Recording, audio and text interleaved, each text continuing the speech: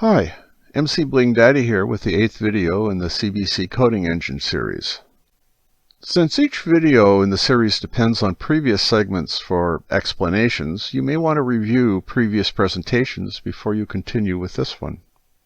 Last time we looked at subroutines in order to encapsulate code, to make code changes easier, and to avoid repetition of the code when required at multiple points in the program. This time, we'll use the latest elements that have been added to our engine, switches, so we can easily make branches in code by substituting multiple simultaneous tests condensed in a single location for a series of logic tests spread out over a large area. What we'll do is convert a series of subcalls to a switch that contains all the calls and is controlled by a for loop to call them all in order.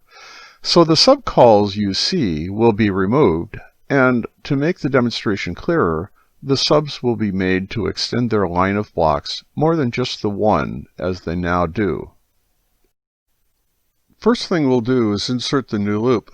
This loop will increment from 0 through 7, and this index will be used to refer to each of the subs in order.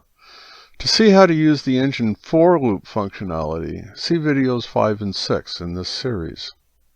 And now let's look at how to create the switch that we'll use to call the various subs. To set up the switch, we need to insert a repeater to get us started. Due to character limitations for the videos, the engine has only been extended to provide half of the total switch coding capabilities. We'll get the other half out next time. But we only need to see the first case of the switch to understand how to set it up. Two things are needed, a test and a set of up to 3 commands. The first test is for the first value in the loop just created, 0. Each case for the switch tests for a specific value from the loop. If the value is found, the command blocks it controls are executed. For now, in every case, only one block will be used. It is half of a call to the corresponding sub, in the first case S0. Check out video 7 for how calls work. The other half of the call will be a call back to a set point found at the end of the switch. That's it for this case, so we'll generate the code.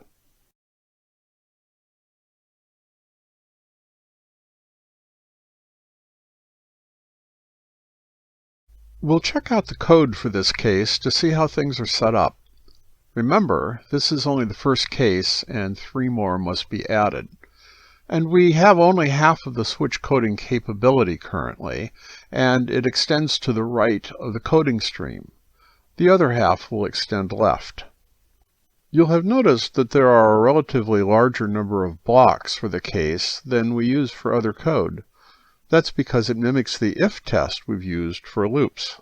For our purposes, the test is for a specific loop value, 0.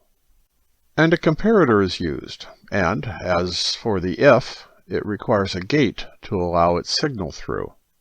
One thing the case execution does not have is an else, but it does have 3 command blocks to allow for a small number of commands to be executed in response. There will need to be a transfer command to someplace else, though, or execution will end.